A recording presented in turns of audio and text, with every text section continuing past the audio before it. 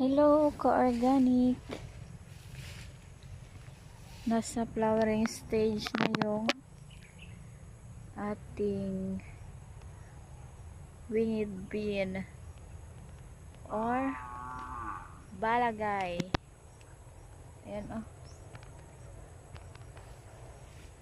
Ang tagal ko hinintay na magbunga ito sila.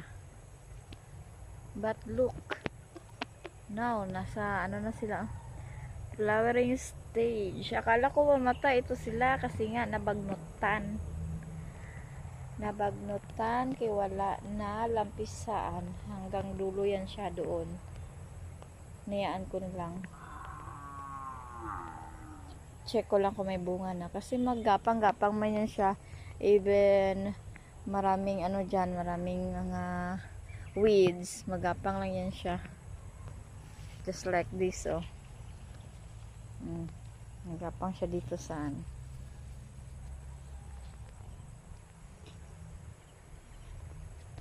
Dagan kayo siya oh. Ano pa? So ang gigapangan pud ani kay kani oh, kaning punuan sa kamunggay or malunggay, horseradish tree.